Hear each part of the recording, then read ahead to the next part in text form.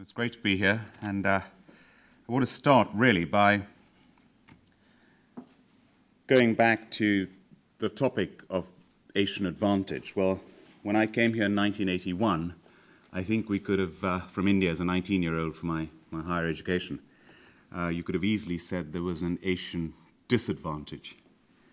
And I was told very clearly by my family and friends in India that you decide to work in England after you finish your studies.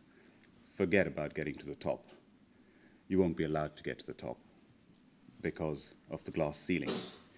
And I remember my firm, which is today Ernst & Young, where I qualified as a chartered accountant, there was one Asian partner in what was then one of the biggest firms in the country, what is still today one of the biggest firms in the world, one. And there were maybe two others in the whole of the UK.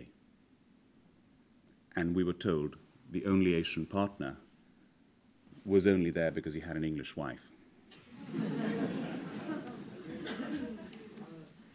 It didn't help that at that time Britain as a country, all my contemporaries in India were flying over here to the United States to pursue their education over here. There was a handful of us who came over here to the UK. And Britain really didn't have much respect as a country in the world economy. It was a sick man of Europe.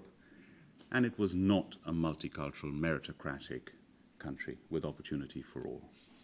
And I've seen the transformation over the last 2 decades of this country becoming truly multicultural, truly cosmopolitan.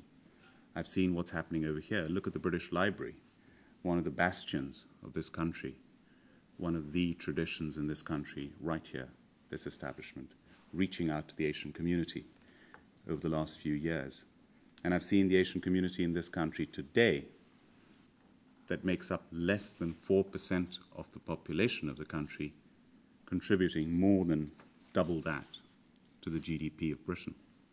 So we are punching above our weight.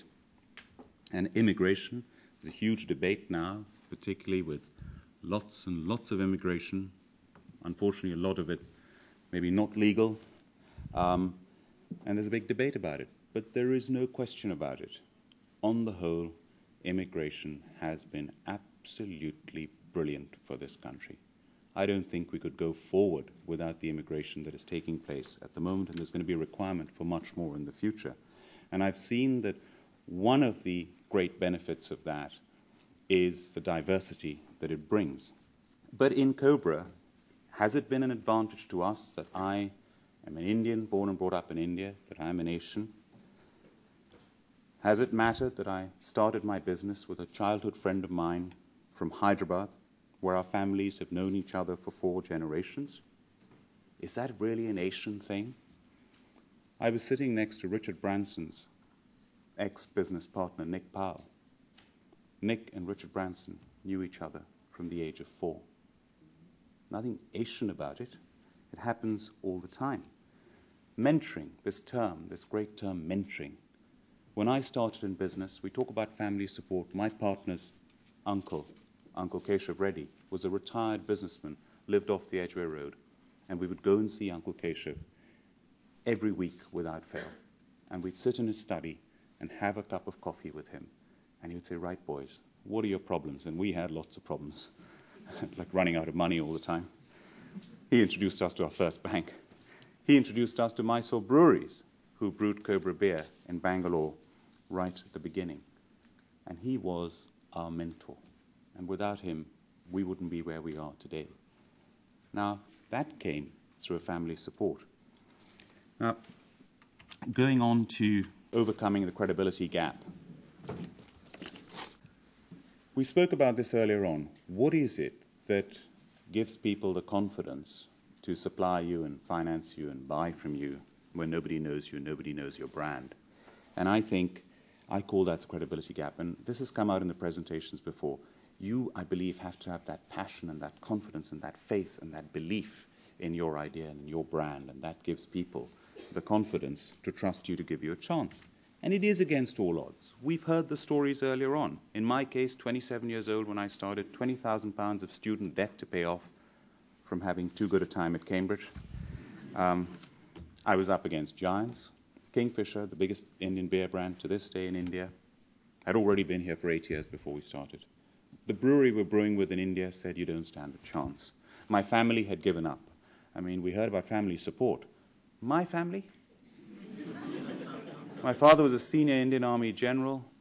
I had finished my education. What are you doing? All this education. And you're becoming an import-export walla.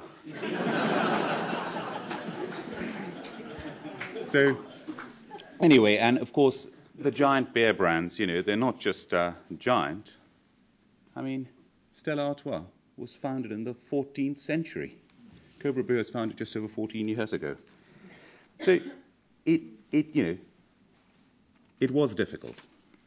And people ask me, oh, by the way, are you in England and selling to because there's a big Asian community over here? And I said, do you think my target market is going to be restricted to 1.5 million Indians and just over 2 million Asians? I'll go out of business pretty quickly. They are my customers, but in proportion to the rest of the population. However, there's one very important point, and that is that I want every Asian who drinks to drink Cobra because they are the ambassadors for the brand. And without the support of the Asian community, Cobra Beer wouldn't be where it is today.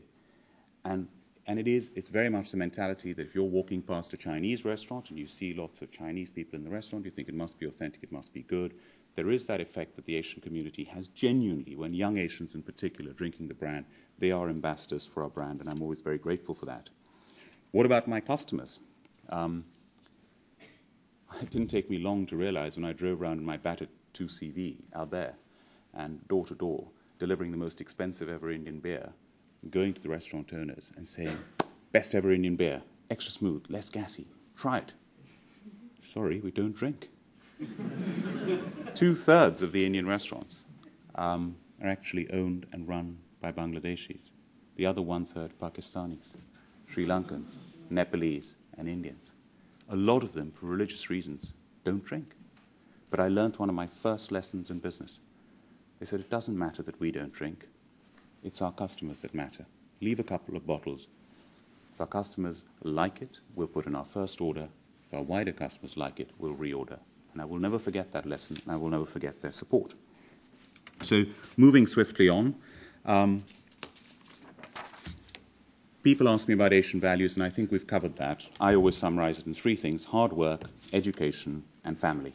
And I've seen, in our Q&A, we can discuss examples of this, where I have seen first-generation Asian businesses that are our customers, family-owned businesses, where they have invested, their priority has been their children's education. Their priority is that they feel their children have got to do better than they've done. And I've seen this in front of my eyes. And I have such faith in the advancement of the Asian community in this country. And I've said it before, and I will say it again. In my lifetime, we will see an Asian as Prime Minister of this country. And I see that happening. Now, to conclude, is there an Asian advantage for a company like Cobra? Yup, we brew in 5 countries around the world today. I'm proud to say, after having stopped brewing in Bangalore in 1997, because of all the problems we're having, quality, consistency, availability, we started brewing in India again last year. First batch we entered in the World Quality Awards from India, won 2 gold medals. This year we entered again, 2 more gold medals again. So India is capable of world-class production and manufacturing. It's not just an outsourcing destination. So our vision at Cobra, we've spoken about vision, is this: to aspire and achieve against all odds with integrity. And really, if we're talking about an Asian advantage, we're talking about an attitude. We're talking about punching above our weight. We're talking about this, which is almost a definition of entrepreneurship: coming up with ideas, wanting to get somewhere with those ideas, always having the odds against you, invariably having limited means, and going out there and making it happen. Thank you very much.